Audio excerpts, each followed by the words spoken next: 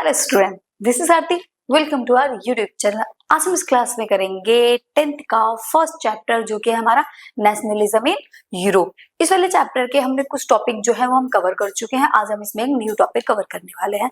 इससे पहले देखिए हमने जो कवर किया था उसमें हमने जर्मनी का यूनिफिकेशन पढ़ा था, ग्रीस का, इटली का, इन सभी के यूनिफिकेशन हमने पढ़े थे और साथ ही साथ हमने उसमें ये भी स्टडी किया था कि जो इनको यूनिफाई किया गया था वो किस तरीके से इनको यूनिफाई किया गया था, किस तरीके से रेवोल्यूशनरीज आए और उन्होंने कौन कौन से स्टेप उठाए और उसके बाद में जाकर ये सारे के सारे जो एम्पायर स्टेट थे वो बाद में जाकर एक नेशन स्टेट बने थे। आज हम एक न्यू केस पढ़ने वाले हैं, ब्रिटेन का। ब्रिटेन को एक स्ट्रेंज केस भी बोला जाता है। अब मतलब यूनिफिकेशन तो बाकी सबका वो हुआ है, बट जो ब्रिटेन है उसको एक स्ट्रेंज और यूनिक केस कहा जाता है। तो ऐसा क्यों कहा गया है तो उसको हम इस वाली वीडियो में कवर करेंगे। तो चलिए स्टार्ट करेंगे हमारा न्यू टॉपिक। तो देखिए आज का हमारा क्या टॉपिक है, क्या केस है, आज हम किसको यूनिफाई करने वाले हैं।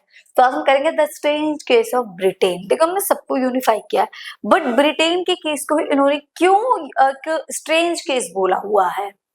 क्या उनसे डिफरेंट था तो डिफरेंट होगा ही, तभी तो स्ट्रेंज बोला गया है।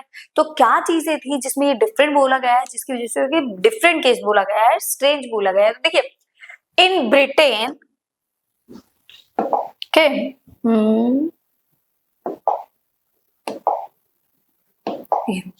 In Britain, the formation of the nation state was not the result of sudden upheaval or revolution.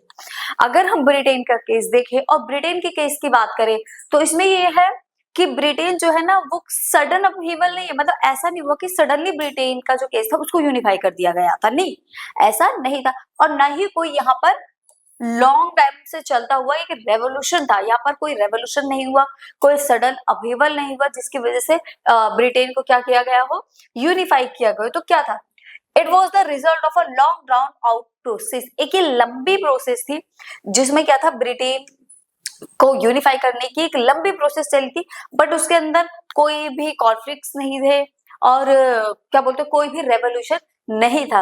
ये जो ब्रिटेन यूनिफाइड हुआ है ये विदाउट रेवोल्यूशन हुआ है। यहाँ पर किसी भी टाइप का कोई रेवोल्यूशन नहीं आया और उसके इसीलिए इसको क्या बोला जाता है, एक डिफरेंट केस बोला जाता है या फिर इसको एक स्ट्रेंज केस बोला जाता है, क्योंकि यहाँ तो कोई रेवोल्यूशन ही नहीं हुआ और ऐसा नहीं है कि सडनली ही कुछ हुआ हो और वो यूनिफाइड हो गया, ऐसा कुछ भी नहीं हुआ। एक लंबी प्रोसेस है इसको यूनिफाई करने की। The primary identities of the people who inhabited the British Isles were ethnic ones. ये जो ब्रिटिश आइल्स है, अब ब्रिटिश आइल्स क्या है मैं बताऊंगी अभी। ब्रिटिश आइल्स क्या है उससे पहले ये समझो कि ये जो ब्रिटेन था हमारा पूरा का पूरा, इसकी जो प्राइमरी आइडेंटिटी थी, वहां पर जो एथनिक वंस रहते थे, एथनिक ग्रुप्स रहते थे, वो थे आपके इंग्लिश। इंग्लैंड वालों को इंग्लिश बोला जाता है, वेल्स वाले को वेल्स बोला जाता है, स्कॉटलैंड वालों को स्कॉट बोला जाता है और आयरलैंड वालों को आयरिश बोला जाता है। तो ये सारे के सारे क्या एथनिक ग्रुप है, क्योंकि ये उनकी क्या है, लैंग्वेज है। क्या है ये उनकी लैंग्वेज है, इसीलिए इनको एक एथनिक ग्रुप या एथनिक वंश बोला गया है। अब देखिए, the English nation steadily grow in wealth, important powers. जो इंग्लिश था, इंग्लिश मतलब ये इंग्लैंड, इंग्लिश मीन्स इंग्लैंड जो था, इंग्लिश नेशन वो स्टेडीली क्या कर गया, ग्रो कर गया सडनली। मतलब स्पीड में जो उसकी ग्रोइंग स्पीड थी ना वो बहुत ज्यादा बढ़ रही थी। इंपोर्टेंट पावर्स उसके पास में आ रही थी। It was able to extend influence over the other nation of the island. जो वो स्टेडीली ग्रो कर गया, उसके पास इंपोर्टेंट पावर आने लगी, तो उसने ये सोचा मुझे बाकी जो अदर नेशन है ना उनके ऊपर भी डोमिनेट करना चाहिए, मतलब अपनी पावर को और ज्यादा क्या करना चाहिए, एक्सटेंड करना चाहिए। ये किसने सोचा, जो इंग्लिश नेशन है। और इंग्लिश नेशन कौन है, इंग्लैंड। तो मीन्स अगर सिंपल वर्ड में कहूं तो जो ब्रिटिश का जो यूनिफिकेशन हुआ है वो कैसे हुआ, ये एक सडन प्रोसेस नहीं थी। सेकेंड थिंग, कोई रेवोल्यूशन नहीं हुआ था, यहाँ पर एक लंबी प्रोसेस के थ्रू इसका क्या बोलते हैं यूनिफाई हुआ है। और इसमें देखो कुछ एथनिक ग्रुप्स भी रहते थे, इंग्लिश, वेल्स हो गया, स्कॉट हो गया, आयरिश हो गए, ये सारे के सारे क्या थे, कुछ एथनिक ग्रुप थे। अब इन एथनिक ग्रुप के साथ जो इंग्लैंड था वो मेन था, या फिर इंग्लिश जो नेशन था वो मेन नेशन था। तो वो क्या करने लगा, बहुत ही यहाँ पर ट्राइबल्स रहते थे, ये सारी चीजें जो हो रही है, जो एथनिक ग्रुप है, ये सारे के सारे ट्राइबल्स थे, जो हुआ इन ट्राइबल्स ने ही किया था। ठीक, तो ये जो हमारा इंग्लिश नेशन था, इन्होंने क्या करा, इनके पास पावर आ गई, क्योंकि सबसे पहला जो इंडस्ट्रियलाइजेशन हुआ है वो इंग्लैंड में ही हुआ था। तो इंग्लैंड में जब इंडस्ट्रियलाइजेशन हुआ तो क्या इनके पास पावर आ गई। अब उस पावर के थ्रू उन्होंने क्या करा, वो अपना जो एरिया था उसको एक्सटेंड करने लगे। तो उन्होंने सोचा जो बाकी आसपास के अदर एरिया में उसके ऊपर डोमिनेट करना चाहिए, क्योंकि ये क्या हो गए थे, अब ये पावरफुल हो गए थे। क्या हो गए थे, पावरफुल हो गए थे। अब ये देखिए आप, ठीक है, अब मैंने बताया था ना ब्रिटिश आइल्स से बताऊंगी, ये जो पूरा है, ये जो पूरा ग्रुप है, ठीक है, ये पूरा ग्रुप क्या है, ये पूरा ग्रुप ब्रिटिश आइल्स का है। देखिए यहाँ पर लिखा हुआ है ना, the primary identity of the people who inhabited the British Isles. तो ये पूरा का पूरा क्या हो गया,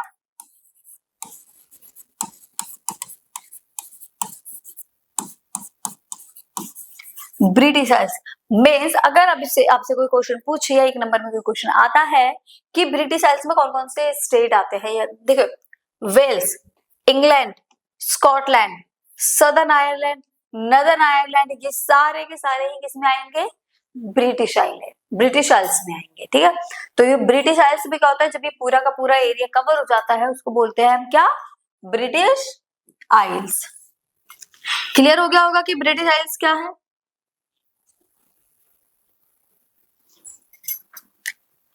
और ये भी ध्यान रखना, इंग्लैंड, वेल्स, स्कॉटलैंड, नीदरलैंड और सदर्न आयरलैंड, ये 5 स्टेट मिलाकर क्या बनता है, 5 स्टेट मिलाकर आपका ब्रिटिश आइल्स बनता है।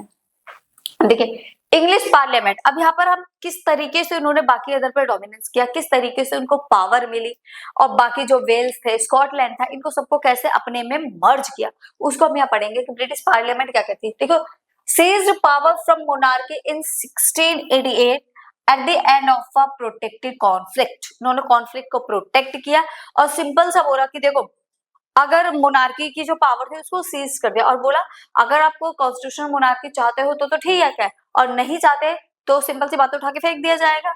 तो राजा ने सोचा यार आज नहीं कल तो वैसे भी उठा के फेंकेंगे, तो मैं चुपचाप से इनकी बात को एक्सेप्ट कर लेता हूँ।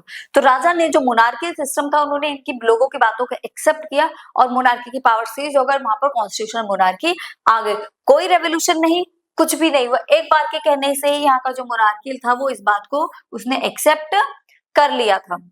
और जो वेल्स था, ये वेल्स तो साथ ही इनके साथ ऐड हो गया, तो क्योंकि छोटी सी कंट्री थी, बिल्कुल इंग्लैंड के पास में ही है, तो ये तुरंत ही इनके साथ में ऐड हो गया था। मर्ज करने का टाइम लगा था स्कॉटलैंड को और नॉर्दर्न आयरलैंड को। Act of union 1707, act of union 1707 के अंडर में उन्होंने स्कॉटलैंड को अपने साथ में शामिल किया था। जो स्कॉटलैंड है उसको उन्होंने अपने में मर्ज किया था।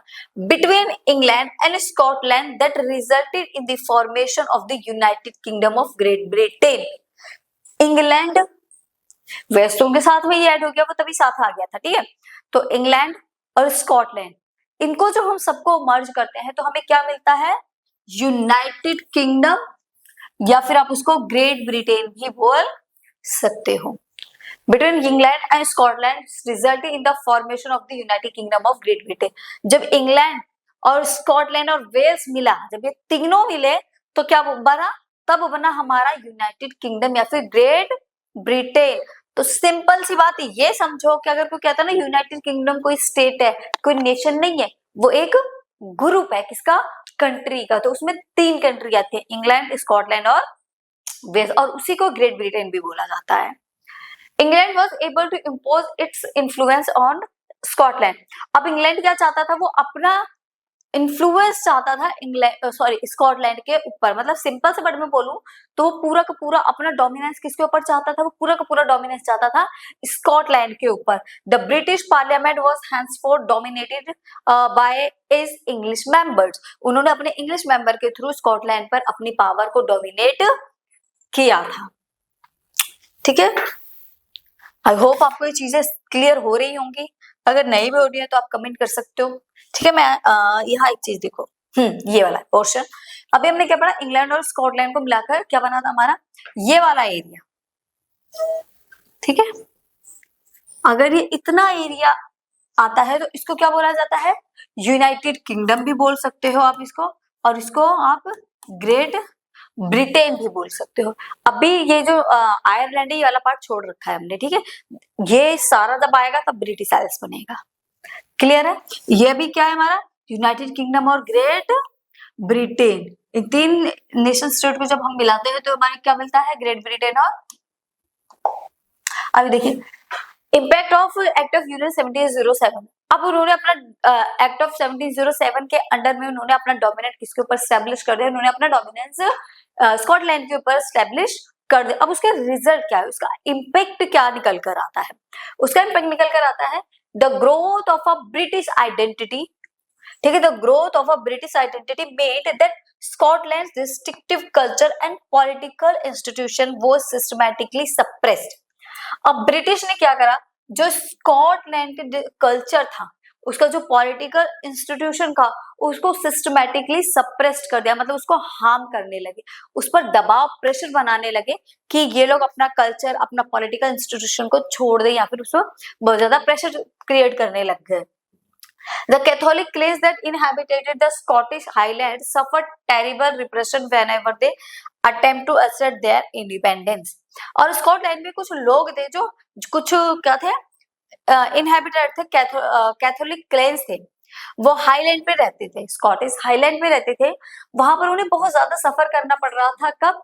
जब उन्होंने एसेट की अपनी इंडिपेंडेंस, जब उन्होंने अपनी इंडिपेंडेंस की डिमांड करी, तब उनको बहुत ज्यादा भयानक टेरिबल रिप्रेशन को क्या करना पड़ा? सफर करना पड़ा। मतलब सिंपल सी बात बोलूं तो जो ये आपका इंग्लैंड था, इसने लोगों को बहुत ज्यादा परेशान करा हुआ था, उनको ऊपर बहुत ज्यादा प्रेशर बना के रखा हुआ था कि जो हम बोलेंगे आपको वही काम करना पड़ेगा, क्योंकि इंग्लैंड क्या था? एक पावरफुल कंट्री थी, तो जो सबके ऊपर अपना डोमिनेट स्टैब्लिश कर चुकी थी। इंग्लैंड के ऊपर भी किया था, और उसके इम्पैक्ट ये पड़े थे कि उन्हें दबकर रहना पड़ रहा था, ठीक है। सप्रेस कर दिया था ना उनका कल्चर भी, मतलब बोल रहा था आप भी इंग्लिश ही बोलो, आप भी हमारे कल्चर को फॉलो करो। और यहाँ जो हाईलैंड में कैथोलिक क्लेंस रहते थे, इनको टेरिबल रिप्रेशन फेस करना पड़ा था। किसकी वजह से? ब्रिटिशर्स की वजह से ही। कैथोलिक वर्सेस प्रोटेस्टेंट, देखिए कैथोलिक और वर्सेस प्रोटेस्टेंट क्या होता है? The Scottish Highlands were forbidden to speak their Gaelic language to wear their national dress. उन्होंने ये बोला कि आप अपनी जो आपकी गैलिक लैंग्वेज है, आप अपनी गैलिक लैंग्वेज को भी नहीं बोल सकते हो, और अपनी अपनी नेशनल जो ड्रेस है उसको भी आप वियर नहीं कर सकते हो, मतलब सब कुछ छोड़ दो, सबको भूल जाओ। ये चीज किसने बोली? ये बोली है ब्रिटिश ने। Large numbers were forcibly driven out of their homeland. और ऐसा भी हुआ कई जगह तो जहां लोगों को उनके घर से ही बाहर निकाल दिया गया था। ये सारा का सारा इंग्लैंड का किया धरा था।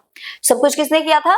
सब कुछ ये इंग्लैंड ने ही किया था। उनको उनकी लैंग्वेज बोलने से रोक दिया, उनको उनकी ड्रेस पहनने से रोक दिया, और उनको फोर्सली उनके घर से भी बाहर निकाल दिया गया था, होमलैंड। ठीक है, ये देखिए ये है मैप।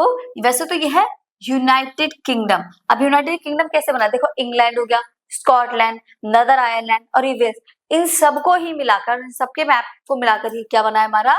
यूनाइटेड किंगडम का मैप बना है। आज हम ब्रिटिश का जो मैप देखते हैं वो ये है। और वो ऐसा क्यों है?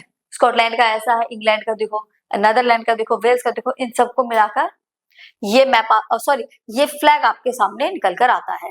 ठीक है, इसीलिए ये ब्लू और रेड कलर में है और व्हाइट में। क्यों? क्योंकि जो बाकी सब है उनका भी तो कलर यही है, इसीलिए ब्रिटिश का मैप ये, सॉरी मैप नहीं फ्लैग, इसे ब्रिटिश का ऐसा फ्लैग है। ओके, नेक्स्ट है इनकॉर्पोरेशन ऑफ आयरलैंड। अब देखिए स्कॉटलैंड को भी मर्ज कर लिया, उसका इम्पैक्ट भी हमने देख लिया, क्या इम्पैक्ट पड़ा मर्ज होने के बाद में, जब उसका डोमिनेट एस्टैब्लिश हो गया। अब हम पढ़ेंगे आयरलैंड को। जब स्कॉटलैंड, इंग्लैंड और वेल्स मिलते हैं तो बनता है यूनाइटेड किंगडम और ग्रेट ब्रिटेन। जब सब कुछ एक ही साथ आ जाता है, आयरलैंड भी उसमें मिक्स होता है पूरा, तब बनता है ब्रिटिश आइल्स। ओके, अब एक चीज और देखते हैं। अब देखिए आयरलैंड कैसे मर्ज हुआ। It was a country deeply divide between Catholics and Protestant. जो हमारी कंट्री थी, वो हमारी कंट्री नहीं, मतलब वो आयरलैंड दो पार्ट में डिवाइड हो चुका था। एक था आपका कैथोलिक्स और एक था आपका प्रोटेस्टेंट। दो टाइप के क्रिश्चियंस होते हैं, एक होते हैं कैथोलिक और एक होते हैं प्रोटेस्टेंट। ये दो टाइप के क्रिश्चियन थे और नदर्न आयरलैंड जो था उसमें प्रोटेस्टेंट रहते थे, सदर्न आयरलैंड में जो था आपका वहां पर कैथोलिक्स रहते थे। अब इनकी स्टोरी क्या है? The English help the Protestant of Ireland to establish their dominant over a largely Catholic country. जो देखो प्रोटेस्टेंट जो थे ना वो इंग्लैंड को थोड़ा सा फेवर करते थे, प्रोटेस्टेंट इंग्लैंड को फेवर करते हैं, इंग्लैंड उनकी हेल्प भी करता था, किसकी? प्रोटेस्टेंट की। तो इंग्लैंड ने प्रोटेस्टेंट की हेल्प करी और उन्होंने बोला कैथोलिक जो थे ना, प्रोटेस्टेंट तो इजीली मर्ज होना चाहते थे इंग्लैंड के साथ, बट कैथोलिक मर्ज होना नहीं चाहते थे। तो प्रोटेस्टेंट ने इंग्लैंड की हेल्प करी और उनकी हेल्प के बाद जो ये था क्या बोलते हैं कैथोलिक जो सदर्न आयरलैंड था वो भी उनके साथ में मर्ज हो जाता है। किसकी वजह से? प्रोटेस्टेंट की वजह से। ठीक है, इंग्लिश ने हेल्प करी प्रोटेस्टेंट की of Ireland to establish their dominance over a largely Catholic country. जो कैथोलिक कंट्री थी सदर्न आयरलैंड में उस पे भी किसकी वजह से हो पाता है? ये जो प्रोटेस्टेंट है ये हेल्प करते हैं किसकी? इंग्लैंड की।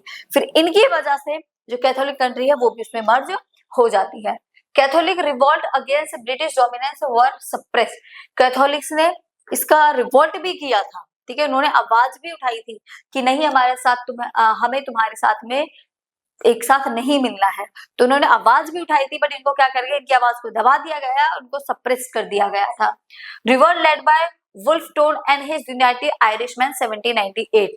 जो वुल्फ टोन थे, वुल्फ टोन एक ऐसे पर्सन थे जिन्होंने रिवोल्ट स्टार्ट किया था और इनके साथ जो यूनाइटेड आयरिशमैन के काफी लोग थे 1798 में इन्होंने रिवोल्ट शुरू किया था और रिवोल्ट शुरू करने के बाद इनको सप्रेस कर दिया गया, इनके रिवोल्ट की कोई वैल्यू नहीं रही थी और Ireland was forcibly incorporated into the United Kingdom in 1804।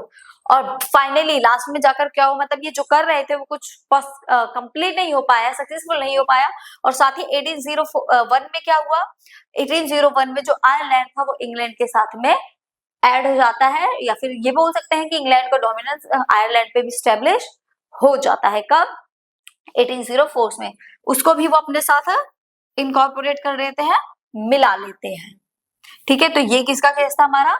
Ireland का, कि आयरलैंड किस तरीके से उनके साथ में मर्ज हो जाता है।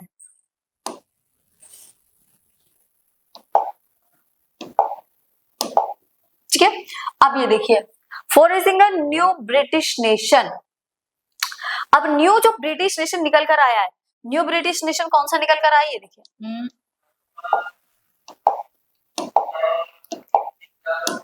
हाँ ये देखिए, अब न्यू ब्रिटिश नेशन क्या निकल के आया, जिसमें वेल्स है, ये इंग्लैंड है, स्कॉटलैंड है, नदर आयरलैंड है और ये सदर्न।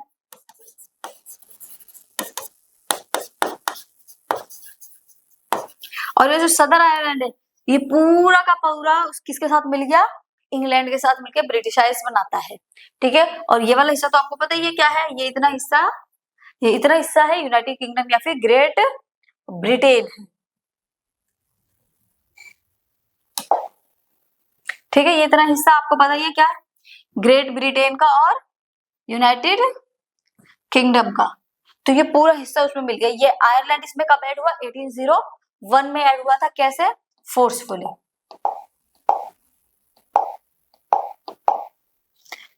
अब हम इसका अब सारा ऐड हो चुका है, सब कुछ ऐड हो गया, तो अब नई चीजें क्या निकल कर आई, जो ब्रिटेन का न्यू नेशन कैसे बनेगा।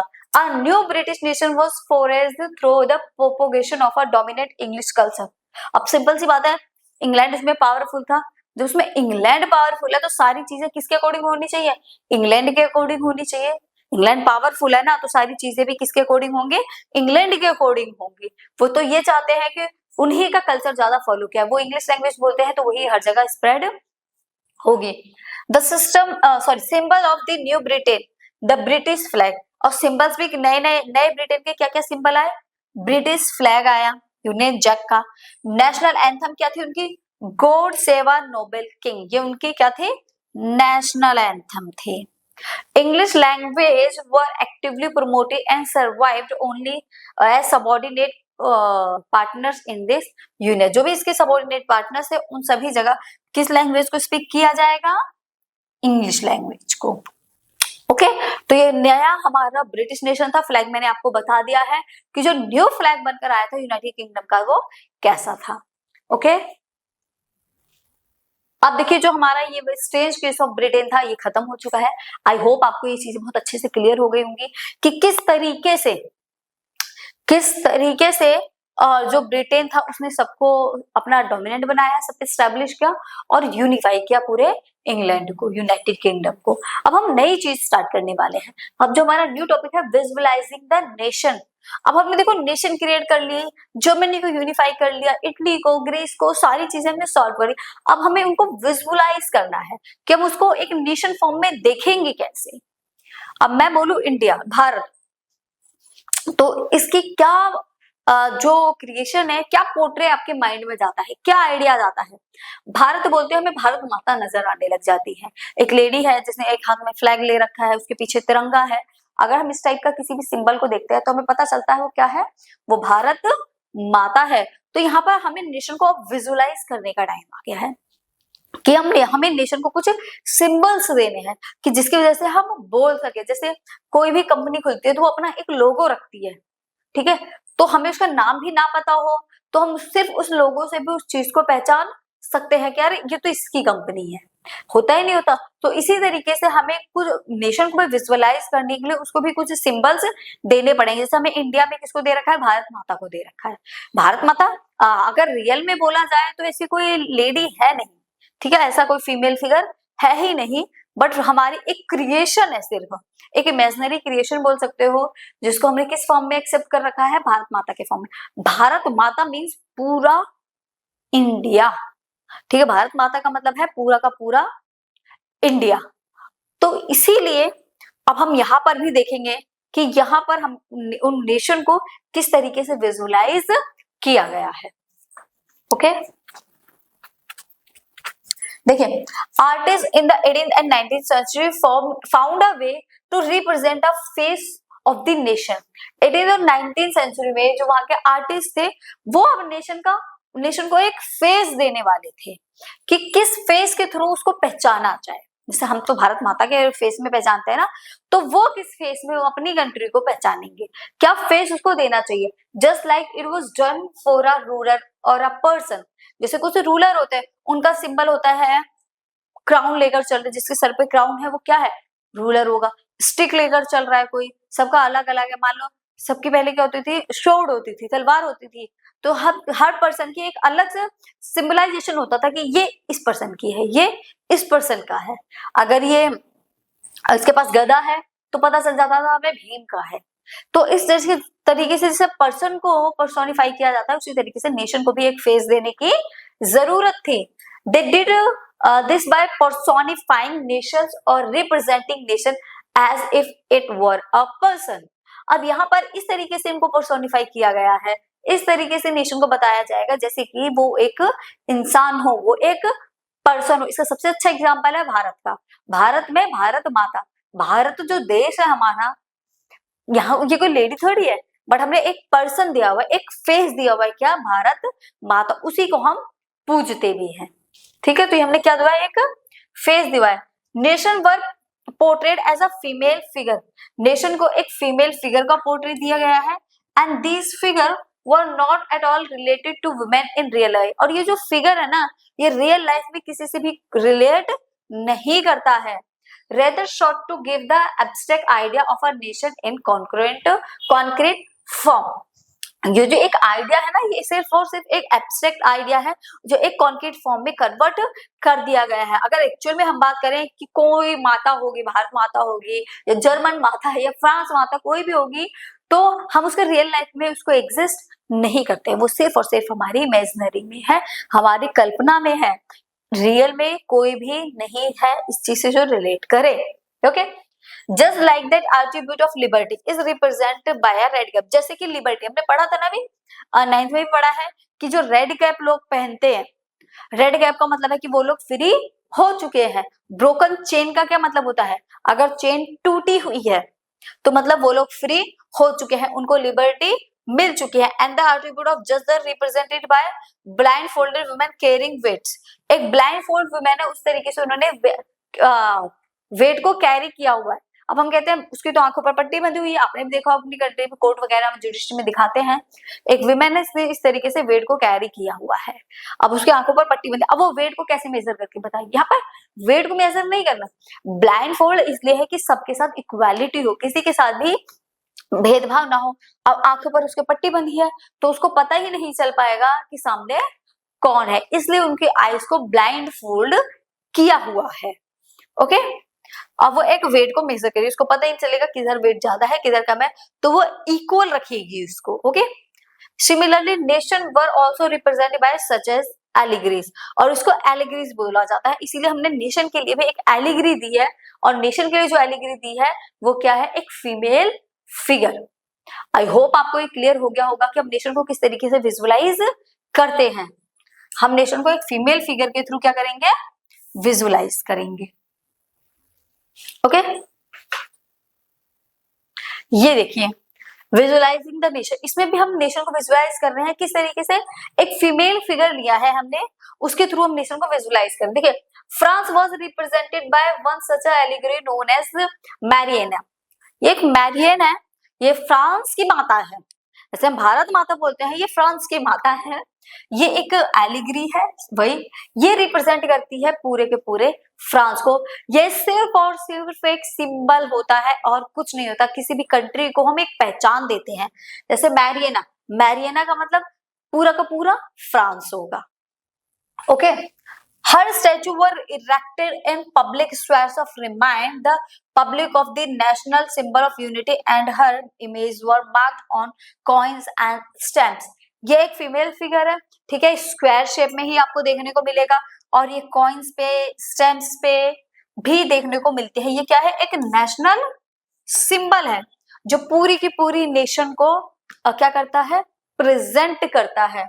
हर इमेज, इनकी ये इमेज आपको फ्रांस में जाकर हर जगह देखने को मिलेगी, स्टैम्प पे मिलेगी आपको, ठीक है, पोस्टर्स पे मिलेगी, कॉइन्स जो होते हैं कॉइन्स पे भी देखने को मिलेगी। तो मैरियना क्या है, ये फ्रांस की माता बोल सकते हो, ये फ्रांस की एलिग्री है जो फ्रांस को रिप्रेजेंट करती है, ठीक है, ये भी एक क्या है, सिर्फ और एक सिर्फ फ्रांस का सिंबल है, ठीक है, जो फ्रांस को रिप्रेजेंट करता है। जैसे नेशनल फ्लैग भी तो एक सिंबल है ना, किसी भी कंट्री को प्रेजेंट करने का, सेम उसी तरीके से ये भी है, बस हमने यहाँ पर क्या करा, एक फेस दे दिया, एक लेडी को दे दिया।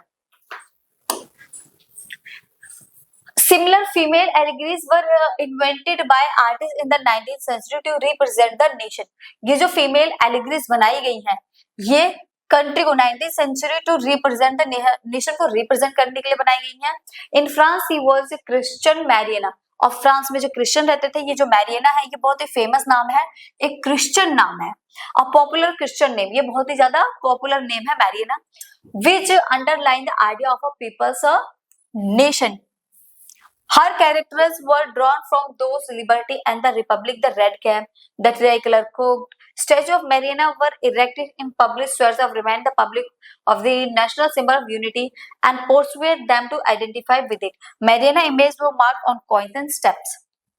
ठीक है, सेम वही चीज रेड कैप वगैरह हो गई, रेड कैप भी तो एक सिंबल है ना, कि रेड कैप है तो मतलब आपको फ्रीडम मिल चुकी है, सिंबल ऑफ यूनिटी दिखाती है, नेशन को एक यूनिटी में लेकर आती है, ठीक है, इसलिए हमें इन फीमेल्स फिगर को आइडेंटिफाई करने की जरूरत है, प्रेजेंट करने की जरूरत है। ये फीमेल फिगर हमारी कंट्री को क्या करती है, प्रेजेंट करती है, हमारी कंट्री को आइडेंटिफाई करके दिखाती है कि कौन सी है, फ्रांस है, और पूरा का पूरा कंट्री इनको देखने का एक यूनिटी में आ जाता है कि ये हमारा देश है।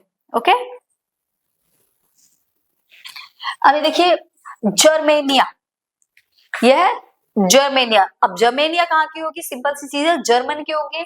Similarly Germania became an allegory for the nation of Germany, ये जर्मनी की है, जर्मनी की माता है जर्मेनिया। अब देखिए ये कैसे, इन्होंने एक अपने एक हाथ में शर्ट ले रखी है और कुछ पत्तों का ताज पहन रखा है, इनके पीछे जर्मनी का फ्लैग है, तो ये पावर को शो कर रही है, ठीक है, ओक लीफ का मतलब होता है कि सर पे जो लीव्स है वो ओक लीव्स है। ओक लीव्स का मतलब होता है पीसफुल, शांति, शांति बना के रखना है। शोर्ड का मीन्स है कि पावर दिखा रही है ये। फ्लैग दिखा है इनके पीछे, फ्लैग का मतलब है पूरी कंट्री एक यूनिटी में आ जाएगी, एक साथ आ जाएगी। तो ये सिंबल ये शो कर रही है, पावर को ये इसलिए दिखा रही है कि पावर है मेरे पास, किसी से भी लड़ने भिड़ने को तैयार है अपने देश के लिए। साथ ही साथ ये शांति के लिए भी बोलती है, ठीक है। पावर भी दिखा रही है और ये शांति भी दिखा रही है। ओक लीफ का मतलब होता है peaceful. Germania became the allegory of the German nation. In visual representation, Germania wears a crown of oak leaves as the German oak stands for heroism. Heroism मतलब वीरता का प्रतीक भी होता है। पीसफुल, वीरता, अपनी पावर को शो करना, हीरोइज्म दिखाना, ठीक है। तो ये अपने नेशन को क्या कर रही है, रिप्रेजेंट कर रही है। कौन? जर्मेनिया। तो जर्मेनिया कहाँ की है? जर्मन की। एलिग्री, अब देखिए एलिग्री क्या होती है। Allegory when an abstract idea, for instance greed, envy, freedom, liberty, is expressed through a person or a thing. Allegory वो होती है, ये एक आइडिया होता है। अब वो किसी का भी आइडिया हो सकता है, ग्रीड का भी, एनवी का भी, फ्रीडम का भी, लिबर्टी का भी आइडिया हो सकता है, किसी भी चीज का आइडिया हो सकता है। और ये एक्सप्रेस करता है किसको? पर्सन को भी एक्सप्रेस करता है और किसी चीज को भी एक्सप्रेस करता है। जैसे अब ये एक पेन है, ये किसका आइडिया है? ये एक रिटन फॉर्म का आइडिया है। अगर पेन को देखते में ये समझ आता है कि ये चीज किसी को लिखेगा। अगर हम किसी को सिर्फ ऐसे करके सिंबल बोले इस टाइप से, तो उसको समझ आता है कि हम लिखने के लिए बोल रहे हैं, ठीक है। तो हमने एक एलिगरी बताई उसको। And allegorical story has two meaning, one literal and one symbol nationalism. एक है लिटरल और दूसरा सिंबॉलिक है आपका नेशनलिज्म, कि एक राष्ट्रवाद में कैसे एलिगरी के थ्रू कैसे एक नेशन राष्ट्रवाद में बदल जाता है, नेशनलिज्म हो जाता है। अब ये कैसे होता है? देखिए, हम सिंबल्स क्यों देते हैं? ताकि वो हर बार उसको एक्सप्लेन ना करना पड़े, उसको एक सिर्फ एक सिंबल देते हैं। हमने बोला भारत माता, तो मैं भारत माता बोलूं, आपके माइंड में पूरा इंडिया ऐड हो जाएगा कि मैं किसकी बात कर रही हूँ, पूरे इंडिया की बात कर रही हूँ। तो ये एक एलिगरी थी। नेशनल फ्लैग भी क्या है? एक एलिगरी है जो किसी चीज को रिप्रेजेंट कर रहे हैं। वो किसको रिप्रेजेंट कर रहे हैं? हमारे देश को रिप्रेजेंट कर रहे हैं। कहीं तिरंगा लगा हुआ है तो समझ आ जाएगा कि वो हमारे देश का है। तो वो फ्लैग हमारी पूरी कंट्री को रिप्रेजेंट कर रहा है। वह भारत माता का पोर्ट्रेट है, तो उससे अभी हमें क्या समझ आएगा कि ये पोर्ट्रेट जो है ये पूरे भारत को क्या कर रहा है? रिप्रेजेंट कर रहा है। ओके, तो ये होती है एलिगरी। ये देखिए, ये भी कुछ एलिगरी है, जैसे broken chain, breastplate with eagle, crown of oak leaf, heroism का। ब्रोकन चेन है फ्रीड का, symbol of German empire, strength का, ठीक है। शोर्ड रिडनेस ऑफ फाइट का, olive branch around the sword willing to make peace हो गया। Black rider golden fly colour हो गया। Flag for the liberal national 1848, ये सारा किसके लिए है? ये सारा जो जर्मनिया में दिया हुआ है वो है, ये ओक लीव्स हो गया, ठीक है। और ये ओलिव लीव्स हो गई, क्राउन हो गया, शोर्ड तलवार हो गई, ब्रोकन चेन हो गई, फ्लैग हो गया। ये सारा का सारा हमारा जर्मेनिया के लिए दिया हुआ है। जर्मेनिया के सिंबल्स हैं जो किसे रिप्रेजेंट करते हैं। अब देखिए, हमने यहाँ पर दो टॉपिक कवर कर चुके हैं। एक strange case of Britain cover किया है हमने, दूसरा विजुअलाइजिंग द नेशन भी कवर किया है। हमारा थर्ड टॉपिक है imperialism and nationalism, nationalism and imperialism. देखिए, इंपेरियलिज्म का मीनिंग क्या होता है? इंपेरियलिज्म, अब मैं बोलती हूँ कोई बेबी है, मैं कहूँगी आपका बेबी है और एक बेबी मेरा है, तो मेरा जो प्यार होगा वो किस बेबी के लिए ज्यादा होगा? मेरे बेबी के लिए या सामने जो बेबी है उसके लिए? तो सिंपल सी चीज है, मैं बोलूंगी मेरा बेबी बहुत अच्छा है, आपका भी अच्छा है। बट अगर मैं ये बोलूं कि सिर्फ और सिर्फ पूरी दुनिया में मेरा ही बच्चा सबसे अच्छा है, ठीक है, मेरा ही बच्चा पूरी दुनिया में सबसे अच्छा है, तो ये इंपेरियलिज्म होता है। जब हम सिर्फ अपने बारे में सोचें, दूसरा ठीक भी है तो भी हम उसको ठीक नहीं समझ रहे, हम सिर्फ बोले अगर हम सही है गलत है, सिर्फ हम अपने बारे में बात कर रहे हैं कि मैं ही सही हूँ, मैं ही दुनिया में सबसे अच्छी हूँ, तो ये इंपेरियलिज्म हो जाता है। सिंपल वर्ड में कहूँ, अगर हम सिर्फ अपने बारे में सोचते हैं तो वो क्या है? इंपेरियलिज्म। अब यहाँ कंट्री से रिलेटेड है तो हम दो कंट्री की बात कर लेते हैं। एक कंट्री अपनी कंट्री, एक दूसरी कंट्री है, तो मैं कहूँ कंट्री तो वो भी ठीक है, बट मेरी कंट्री सबसे अच्छी है, तो यही क्या है? इंपेरियलिज्म हो जाता है। By the last quarter of the 19th century, 19th century के half quarter में nationalism no longer retained of idealistic liberal domestic sentiment of the first half of the century. Rather, it became a narrow creed with a limited needs. यहाँ लोगों की limited needs थी, वो अपने needs को fulfill करने के लिए काफी कुछ किया था उन्होंने. अब वो काफी कुछ क्या था वो आगे पढ़ेंगे हम. ठीक है, चलो फिर शुरू करें, देखेंगे. चलिए. During this period, nationalist groups became intolerant of each other and went on a lot of wars and using this as an advantage. अब ड्यूरिंग दिस पीरियड, इस 19th सेंचुरी के टाइम पे बहुत सारे नेशनलिस्ट क्या बन चुके थे, ग्रुप्स बन चुके थे. अब वो सारे ग्रुप एक दूसरे को टॉलरेट नहीं कर सकते थे. अब नेशनलिस्ट ग्रुप बने हैं काफी सारे, तो एक दूसरे को बिल्कुल भी टॉलरेट नहीं कर पा रहे थे. अब टॉलरेट नहीं करेंगे तो सिंपल सी चीज है, फिर क्या क्रिएट होगी, फिर वॉर क्रिएट होगी. अब वॉर क्रिएट हुई और कुछ लोगों ने इसका फायदा भी उठाया. क्या हुई, वॉर क्रिएट हुई. The major European power manipulated the nationalist aspiration of the subject people in Europe to further their own imperialist aims. अब यहाँ पर यूरोपियन जो पावर थी उन लोगों को, जो नेशनलिस्ट थे उनको मैनिपुलेट कर दिया और एस्पिरेशन जो उनके सब्जेक्ट थे उनको क्या करा, इंपेरियलिज्म में कन्वर्ट कर दिया. उनकी जो फीलिंग्स थी, जो नेशनलिस्ट थे वो किसमें आ गए, किसमें आ गए, किसमें आ गए बता दिए, इंपेरियलिस्ट में आ गए. किसके, यूरोपियंस ने, क्योंकि यूरोपियंस ने मैनिपुलेट किया था ना कि तुमसे अच्छा हमारा है, हमारा तुमसे अच्छा क्या, हमारा सबसे अच्छा है. तो इसी वजह से एक बहुत ही ब्रॉड कॉन्सेप्ट क्रिएट हुआ. ये पूरा बाल्कन रीजन, ये ऑटोमन एम्पायर है, पूरी कंट्री आप देख सकते हो यहाँ पर. तो यहाँ पर ये बहुत सारी चीजें हुई थी जो ये ऑटोमन एम्पायर है इसने क्रिएट किया था. अब वो क्या क्या क्रिएट हुआ था देखते हैं. इसको हम बाल्कन रीजन के फॉर्म में स्टडी करेंगे. देखिए बाल्कन रीजन क्या था. बाल्कन रीजन एक बहुत ही बड़ा रीजन था जो कि किसके अंडर में आता था, जो कि ऑटोमन एम्पायर के अंदर में आता था. ऑटोमन एम्पायर के अंडर में ही क्या आता था, बाल्कन रीजन आता था. और बाल्कन रीजन में ये कुछ कंट्रियों के नाम लिखे हैं, ये आती थी. One such example of nationalistic tension that जो नेशनलिस्टिक टेंशन जो बढ़ी थी 1871 में बढ़ी थी ये, और was in the area called as the Balkan. और ये जो एरिया था इसको क्या बोला जाता है, Balkans. Slaves were the resident of the Balkans. Balkans में कौन रहते थे, स्लेव रहते थे. And they consisted of people from various geographical and ethnic background. और वो लोग, उनका कल्चर अलग था, उनका एथनिक बैकग्राउंड भी सबका डिफरेंट था, अलग अलग था. और वहां पर जो कंट्री थी वो देखिए, रोमानिया थी, Bulgaria, Albania, Greeks, Macedonia, crochet, Bosnia Herzegovina, Slovenia, Siberia and Montenegro. ये सारी की सारी कंट्री किसके अंडर में आती थी, बाल्कन रीजन में आती थी. और बाल्कन रीजन किस में आता था, ऑटोमन एम्पायर में आता था. वहां पर जो ऑटोमन लीडर था वो रूल करता था. People from this region then started demanding independence from the operations by using their historical reference and is resulting in a lot of revolts taking a place. देखिए जो लोग थे इस रीजन में, जो लोग रहते थे उन्होंने अपनी इंडिपेंडेंस डिमांड करी. क्या करी, अपनी इंडिपेंडेंस की डिमांड करी. ऑटोमन एम्पायर एक बहुत बड़ा एम्पायर था और ऑटोमन एम्पायर में बहुत सारी कंट्रियां आती थी. तो वो सारी कंट्री ने अपनी इंडिपेंडेंट की डिमांड करी कि हमें क्या चाहिए, हमें इंडिपेंडेंट चाहिए. अब सब इंडिपेंडेंट डिमांड करने लगे. अब सभी इंडिपेंडेंट की डिमांड कर रहे, तो वहां पर रिजल्ट क्या निकल के आया, रिजल्ट ये निकल के आया कि रिवोल्ट होने लगे, एक दूसरे पे ऑपरेशन होने लगा और लोग रिवोल्ट करने लगे. और रिवोल्ट के साथ ही this made the Balkan can area of intense conflict.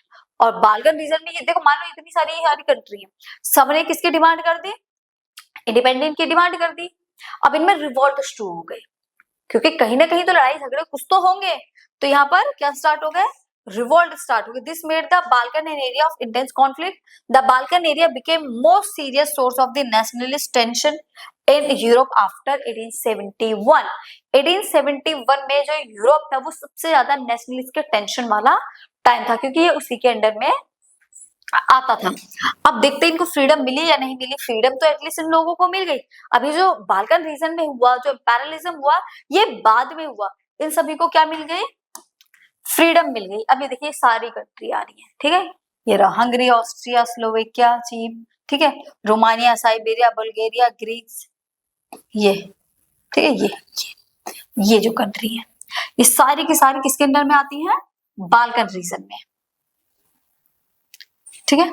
और यही ऑटोमन एम्पायर में थे। बाल्कन रीजन में आती है, one by one European subject nationally broke away from his control and declare independent. एक एक ने अपना कंट्रोल तोड़ दिया कि हम तुम्हारे कंट्रोल में नहीं रहेंगे, और खुद को क्या अनाउंस कर दिया, इंडिपेंडेंस अनाउंस कर दिया। धीरे धीरे धीरे धीरे करके सारी की सारी जो भी कंट्री थी सब क्या हो गई, इंडिपेंडेंस हो गई। The Balkan peoples based their claim for independence और political rights on nationality and use history to prove that they had been independent but had subsequently been subjugated by foreign power.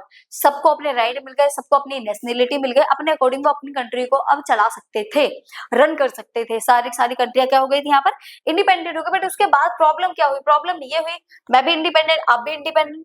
अब उस time nation boundary create नहीं की गई थी। जो nation boundary होती है इस तरीके से कि आपकी एक नेशन इतने एरिया तक है, तो लोगों को ये क्रिएट नहीं था। तो लोग क्या करते थे, दूसरों की टेरिटरी में हिस्सा लेना चाहते थे।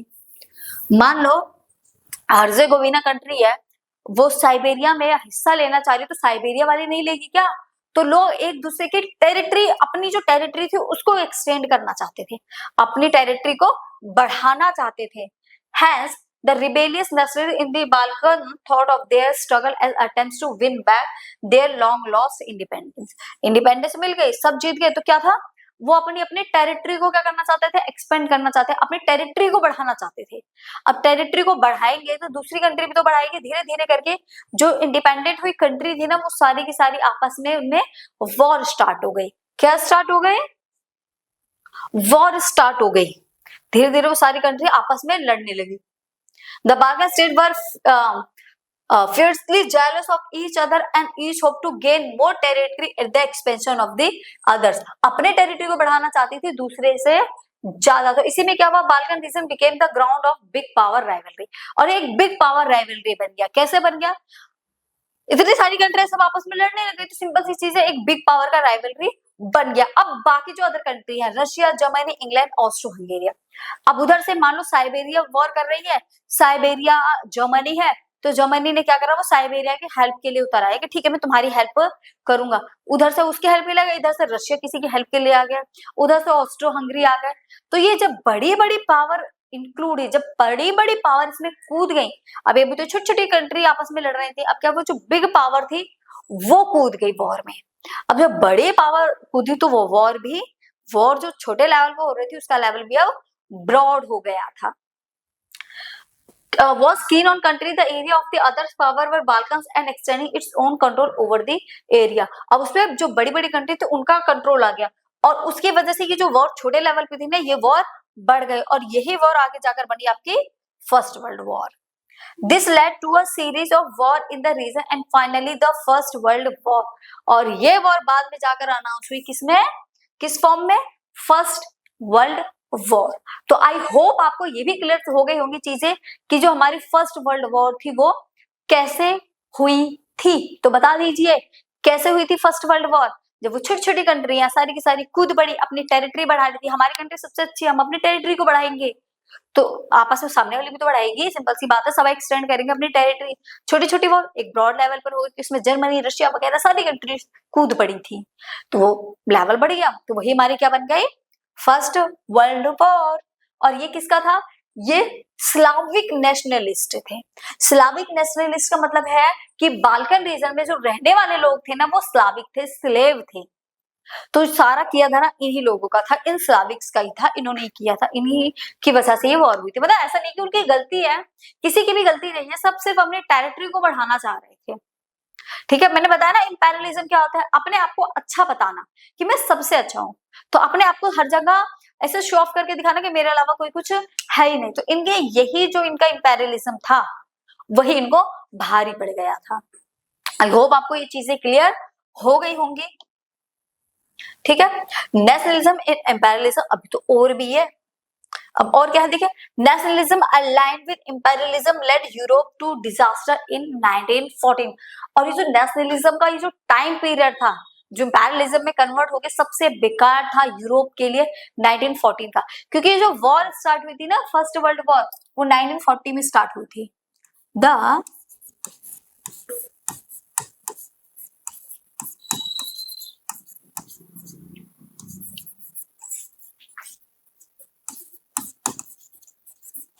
Started in 1914। First world war जो स्टार्ट हुई थी वो 1914 में स्टार्ट हुई थी और फिनिश कब हुई थी? फिनिश हुई थी आपकी 1918 में। क्लियर है? Many countries in the world which had been colonized by European power in the 19th century began to oppose imperial dominance। अब देखिए यहाँ पर एक अच्छी चीज भी हुई थी इस वॉर के साथ ही साथ, जो कुछ कंट्री ऐसी थी जो यूरोप के कॉलोनाइज थी, जो उनकी कॉलोनीज थी, जैसे इंडिया भी उनकी कॉलोनीज था, इनको फायदा हो गया था इंपेरियलिज्म थे, क्योंकि वो चाहते थे इनका डोमिनेंस हट जाए। उसी वॉर में इन्होंने भी उसी वॉर में इनका भी फायदा हो चुका था। क्या फायदा हो गया था? उन्होंने उसके डोमिनेंस को इंपीरियल कर दिया, अपोज कर दिया कि ठीक है हटाओ भाई, तुम भी हटाओ। बताया ना, वो वहां से कमजोर हुई तो हमने यहाँ से भी उनको डंडे मार के भगा दिया कि भागो, चलो चलो, खत्म हुई। ठीक है? एंटी इंपेरियल मूवमेंट नेशनलिज्म, ये जो एंटी इंपेरियल मूवमेंट था ना, इसी ने बाद में क्या बन गया, यही एक नेशनलिज्म बन गया। साम्राज्यवाद की जो फीलिंग थी वही राष्ट्रवाद में कन्वर्ट हो गई। ये हमारा समाज है, हम इस समाज में रहते हैं, तो इस समाज के लोग भी हमारे हुए। जब लोग हमारे हुए तो उनको ये भी आएगा कि ये देश हमारा हुआ, तो उसी में क्या आएगा, नेशनलिज्म। ठीक है? और यही चीज यहाँ पे हुई थी। जो कॉलोनीज थी यूरोप की, इंग्लैंड की, उनको फायदा हो गया, उन्होंने उनको भगा दिया, पोस्ट कर दिया कि ये हमारा देश है। जब उन्होंने देखा कि वो अपने देश के लिए लड़ रहे हैं, तो ये भी तो हमारा देश है, हम भी तो इस देश के निवासी हैं, हम भी तो यहाँ के सिटीजन हैं, तो हमें भी तो यहाँ पर रूल करना है। तो तुम भागो, तुम हमारे के देश पे कैसे रूल कर रहे हो? जब तुम्हें वहां पर एक्सेप्ट नहीं कर पा रहे, तो आप हमारे देश में किस तरीके से रूल कर रहे हैं? तो उन्होंने भी उसको क्या कर दिया, अपोज कर दिया। In this scene that they all struggled to form independent nation state and were inspired by a sense of collective national unity for in confrontation with the imperialism। और ये जो स्ट्रगल था, ये जो सेंस निकल के आई, जो इंडिपेंडेंट नेशन हुए थे, उनमें एक sense of collective national unity बन गई थी, क्योंकि एक देश के लोग सारे एक साथ लड़ रहे थे। तो उनके अंदर एक फीलिंग आई कि हम इंडिपेंडेंट है, ये हमारा देश है, ये हमारी टेरिटरी है, ये हमारे लोग हैं। तो वहीं से sense of collective national unity बनकर आई और एक उनके लोगों के अंदर नेशनलिज्म बन गया। तो इंपेरियलिज्म किसमें चेंज हो गया, नेशनलिज्म में। The idea that society should be organised into nation state came to be accepted as a natural and universal.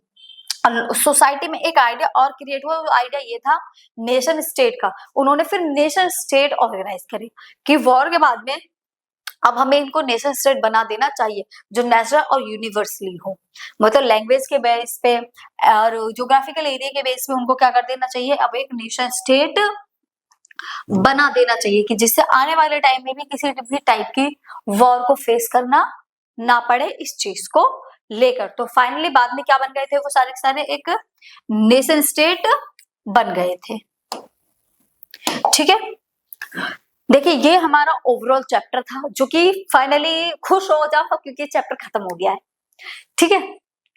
तो ये पूरा चैप्टर था जिसमें हमने अभी आज हमने जो टॉपिक कवर किया, स्ट्रेंज किस पढ़ा, विजुअलाइजिंग नेशन पढ़ा कि नेशन को किस तरीके से विजुअलाइज किया जाता है, नेशनलिज्म एंड इंपेरियलिज्म पढ़ा। इंपेरियलिज्म का देखो सिंपल सा मीनिंग है, हम अपनी कंट्री को इतना ज्यादा अच्छा बता देते हैं कि हमें उसके अलावा कुछ भी दिखाई नहीं देता है। तो यही इंपेरियलिज्म बाद में जाकर नेशनलिज्म में चेंज हो जाता है। लोगों में अपने देश के लिए जो फीलिंग्स निकल कर आती है वही है नेशनलिज्म। एक सेंस डेवलप हुई, उस सेंस के डेवलप होने के साथ ही हमारा जो देश है वो यूनिवर्सली, हमारा देश क्या सारे के सारे देश जो इंग्लैंड वगैरह है सब क्या हो गए, यूनिफाइड हो गए और क्या बन गए, एक नेशन स्टेट बन गए थे। ओके, तो चीजें यही खत्म करते हैं। अगर इसके बाद भी किसी को कोई डाउट होता है, कोई प्रॉब्लम होती है तो आप कमेंट कर सकते हो। लाइक एंड सब्सक्राइब करते रहिए और ये जो नोट्स है इनको नोट करते रहिए। ओके, तो चलिए बाय बाय, टाटा, फिर मिलेंगे। और हाँ, एक बहुत ही इंपॉर्टेंट बात वो ये है कि मैंने इस पूरे चैप्टर का एक फ्लो चार्ट भी बनाया हुआ है, तो आपको इसके नेक्स्ट जो वीडियो आएगी वो इसके फ्लो चार्ट की वीडियो होगी। तो अगर आपको थोड़ा सा शॉर्ट में भी करना है तो आप उस फ्लो चार्ट के थ्रू पढ़ सकते हो, बट देखो कोशिश यही करा करिए कि आपको पहले डीपली ले, वो तो बाद के लिए भी ठीक है। अगर आपको सिर्फ रिवीजन चाहिए तो आप उस फ्लो चार्ट के थ्रू रिवीजन कर सकते हैं, बट फर्स्ट जो प्रेफरेंस होती है वो पूरी की पूरी प्रेफरेंस आप डीपली स्टडी पे दिया करो, क्योंकि जब आप एक बार डीपली उसको स्टडी कर लोगे ना तो फ्लो चार्ट से तो इजीली समझ आ जाएगा। तो इसके बाद एक फ्लो चार्ट की वीडियो आएगी, जो आप सभी को देखनी है। ठीक है, तो चलिए बाय बाय टाटा, फिर मिलेंगे नेक्स्ट वीडियो में। और मैं अपने सारे ही जो है उनको डिस्क्रिप्शन में डाल दूंगी, तो कभी किसी को कोई प्रॉब्लम ना हो। ठीक है, और फ्लो चार्ट तो देखना ही है सबको। ठीक है, चलिए बाय बाय टाटा, फिर मिलेंगे फ्लो चार्ट के साथ।